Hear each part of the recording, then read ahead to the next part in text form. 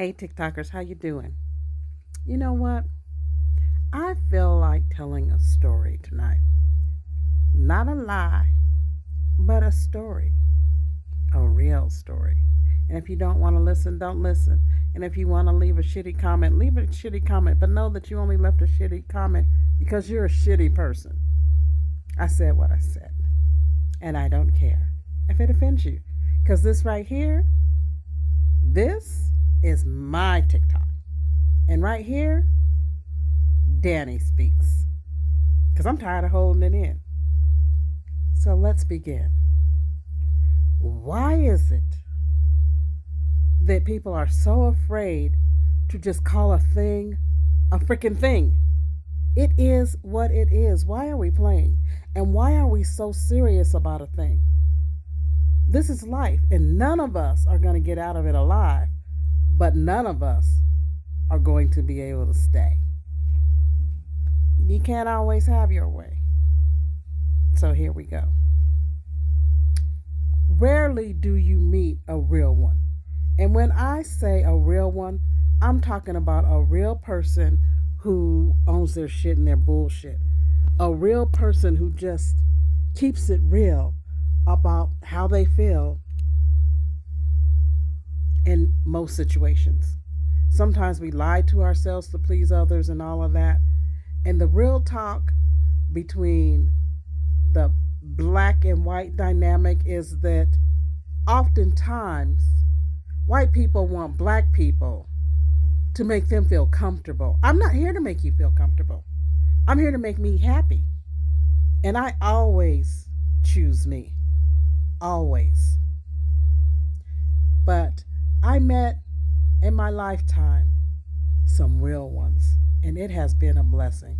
When I was a child, my mom moved us into an all white neighborhood, and we were the only black family on the block.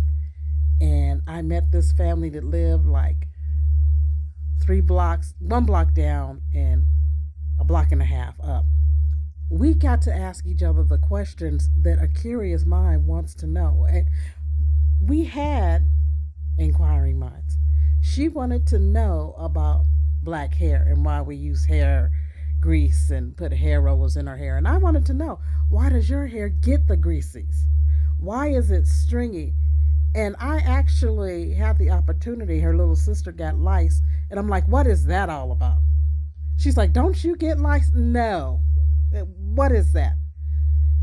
And then I was growing, so I had some stretch marks. She's like, what are those?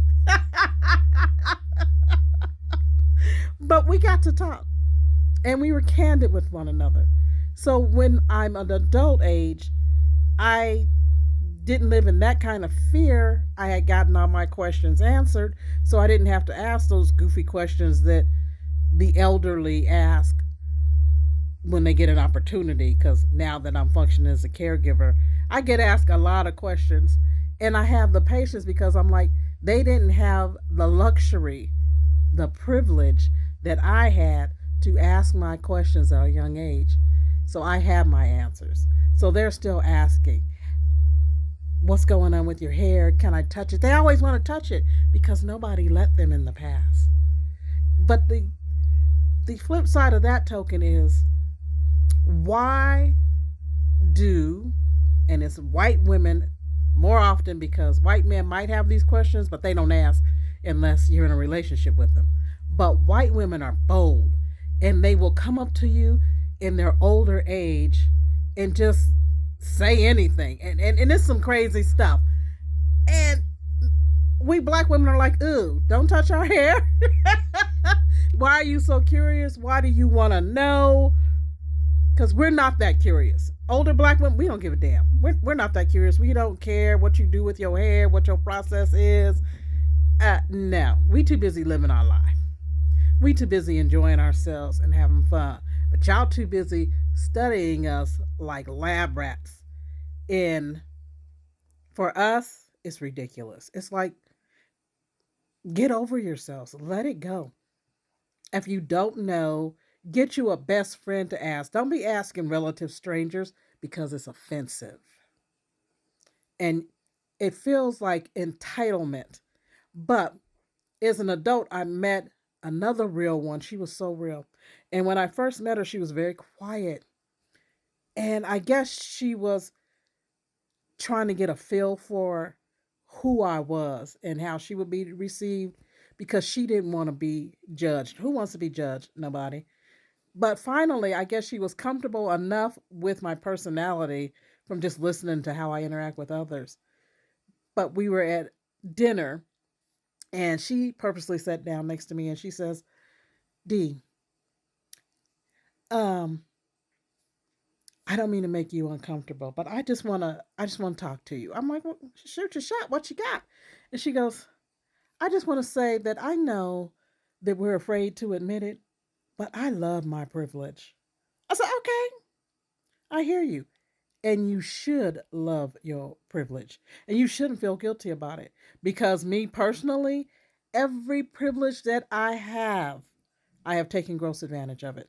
I too love my privileges. Yes. And I utilize them. And yes, I get upset if I have a privilege and then someone tries to take it away. What the hell? Get away from me with that because I'm excelling within the capacity that I can excel. So don't put your foot on my neck and don't come over here with any jealousy or envy and try to deny me or scheme and plot and any kind of mannerism to take me from me. And I'm going to let you know I don't like that. Don't get mad at me if you can't say the N word because I'm like this. Don't give me something I can't use. Now, y'all gave it to us to belittle us and make us feel lowly or whatever. And now you're mad that you can't say it and we say it because we took what you gave us and we used that ugliness and turned it into something positive that we can relate to. So we developed a language that's ours. And no, you're not invited to the cookout. Everybody, no, I can't stand that. Just because somebody did something cool, you're invited to the cookout. I'm not inviting you to the cookout. No. Mm-mm. And if I do invite you to the cookout, that's for my personal cookout. I'm not gonna go on social media and say, yeah, this person made a funny video, so they're invited to the cookout. No. And you're not authorized to represent the masses. Not everybody wants them at the cookout. And half the time they show up at the cookout and make everybody uncomfortable because they're trying to relate and can't. So please just don't. And that's for real. Because this is life that we're living. This my life is not a game to me. I tell jokes. I'm not a joke. I'm not joking right now. I am for real. Serious is a heart attack. And don't give a damn if you don't like the words that are coming out of my mouth. And you can leave your nasty comments because that's childish, but that's what a lot of y'all, the others, do is as soon as they hear a black voice speak their mind, you get all in their comments saying negative stuff or go back to where you came from, all this. We could say that back. How about you go back to where you came from? How you like that? Oh, you don't like it? Guess what? Too bad.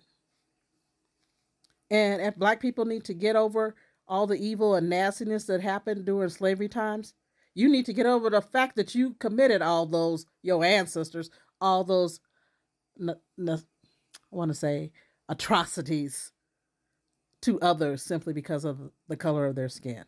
Don't be ashamed about it. Just admit what your ancestors did. Damn. How hard is that?